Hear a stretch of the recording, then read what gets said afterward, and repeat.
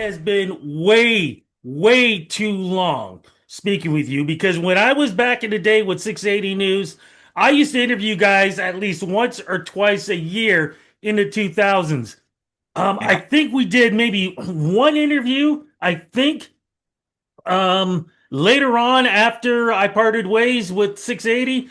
But it is so good to talk to you. But more importantly, it is great to talk to you because you guys are part of this great festival that's happening on the weekend. How are you doing? How's the band? And how's it feel being part of this thing, man? Um, all feels great. Yeah, very.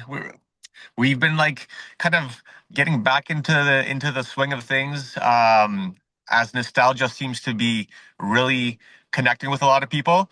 And for the band, our the one album that really did good for us all day with it. That was the one that kind of got out there, the green one. It's about to turn 20 years old. So as we're ramping up to that, these opportunities have started coming in, and yeah, we connected with All Your Friends Fest, and they asked if we want to play, and of course, it'd be just stoked and honored to be part of such a cool lineup. What is it like though, man? You're seeing your buddies, you're seeing people that you guys were literally kids when you guys are all touring and performing and being at festivals and learning the business and doing what thank God we didn't have the phones we have now to record certain Right? things, man. Yeah. And then to be able to come back, but you're adults, got kids, things like that.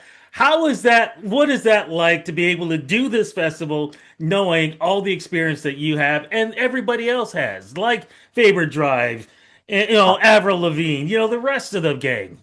Yeah, actually, funny you mentioned the kids because this is gonna be the first show that we're actually gonna bring like Alex, the singer, and myself. We're gonna bring our two, I guess one. They're both 5 and 7, respectively. So yeah, they're gonna be coming. They're gonna be side stage, seeing their dads, doing their thing. So it's kind of it's kind of a cool full circle moment because honestly, back then I didn't know how long we'd be doing it if the bands come and go and kind of to still be able to be doing this 20 years later is a privilege. So we're very excited about it. What's the set going to be like? What's been honestly, it's pretty quick. It's half hours, so we're gonna cram in 7 songs. Mostly we'll do 5 that are that have been the ones that have grown with us and have been with us since 2006 2007, and then we're gonna squeeze in a cover and a brand new song just because we do actually have a new album coming out. Okay, you know what? I was going to go backwards, but I'm going to go forward. Sure, Let's yeah. talk a little bit about the new album. Do you guys have a name for it? And what's the album going to be like? There's no name for it. It's not as like there's not nearly as much pressure as there was back in the day to for schedules. We kind of started chipping away at it, thinking it'll be an EP about a little over a year ago, and it's one of those things that we've had random songs that have been kind of sitting there on the back burner that never got used, and then we're like it kind of you know kind of like start cycling through old demos, and holy cow, could have been a really cool song, and this was finished. There's little parts here and that, so we kind of like started just finishing songs, and before we knew it, like looks like we have a album that's gonna we have an album now, so might as well put it out. But as far as like release date, because there's no labels and agents and managers kind of up our butt, we're gonna try to do it probably in September because like I was saying, next year is going to be a 20-year anniversary of one of the EP, then 20 anniversary of our album. So we don't want to kind of get it all matched up together, and give the album its own space. So yeah, the goal is to put it out sometime in September. Cannot wait for that, man. Now I'm gonna Yeah, I'm gonna jump into the DeLorean and go backwards. let's go. Um, what was it? I know what it was like for me to interview you guys, okay, back then because it was new, you guys were new, but there were so many new Canadian bands that were being played on radio back then.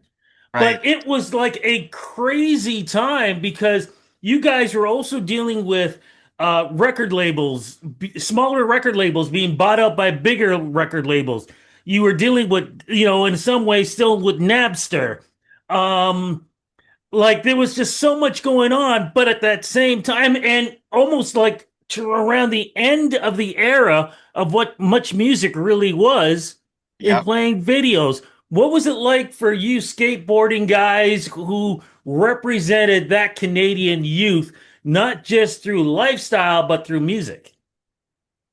Well, I mean, what was it like to be part of like the music scene at that time? Yeah. Yeah, no, it was amazing. Like it was for us, it all kind of happened organically, and also to your earlier point, this is pre the time where everybody had their phones in their pockets and social media was literally life because that's what it is. Unfortunately, it was lot. Looking back on it, it was all a lot more like almost authentic and innocent compared to what it is now, where everything happened and felt at the time you just kind of like live it, but now looking back it all kind of like felt a lot more organic than what it is now. Now people literally make music to get that like 15 seconds on TikTok, and it's like that's what music has become. Whereas like I'm from the you know aging myself here, but we're from the time where it's a 3 minute song is a normal thing, and you get on the radio because you built up a fan base. Now to get on the radio, it's like it's almost non-existent unless, how do I put it? Before you would get a label that would see there's something happening, and then they would put time and money into you to build you up. Now you have to have everything pretty much done. You have to have the fan base. You have to have the numbers, and then radio kind of jumps on the bandwagon, which is backwards from what I'm used to. So it's like even with putting out some put out a couple singles for after a while that'll be on this new album, and it's just like you kind of reach out to some of these older people that you got your old contacts that were in the industry doing the radio thing, and you're like, yeah, so how would you guys want to put this out? Is we have a history here, blah blah blah. It's like it is a completely different landscape. Like, what are the numbers like? What is the streaming like? It's like, oh, all right, well, I guess this is what we're gonna, I'm not Yeah. sure I'm gonna start doing dances on TikTok, but like, we'll put it out for at least the people that are listening, so, or still But I with feel, us. but I feel like that was really sort of like the last era where punk rock or rock was being paid attention to. I feel like the Canadian acts today who are doing rock, who are still doing punk, the new acts, are having a hard time to be heard out there, man. It does seem that way, honestly. Like it's and but I honestly, I also I don't think I pay attention to it as much as I did. Mhm. Uh, it's just like my focus has shifted so much to the family life and just doing other things that it's like in a weird way, it's for the first time in a long time just doing the music thing for fun, and which is how it started.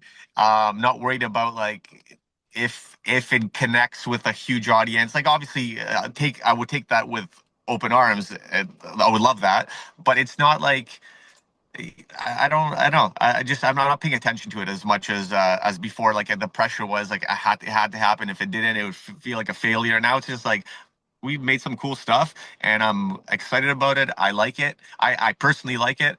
The band likes it. So let's just throw it out there. And if there's fans that are wanting the new music, awesome. If most fans just want to come and listen to, the ones that they grew up with. And I hear that because I'm the same way with a lot of the bands I even listen to. Like I go to a show, I'm like, there was a band recently, a Canadian band. I'm not gonna say who it was, but I saw like, oh my God, they're back together. They're playing at the Horseshoe. So Alex and myself went to see it, and we were really hoping for like 75% of the old catalog and be into like peppering in the new songs. It's kind of how we approach it.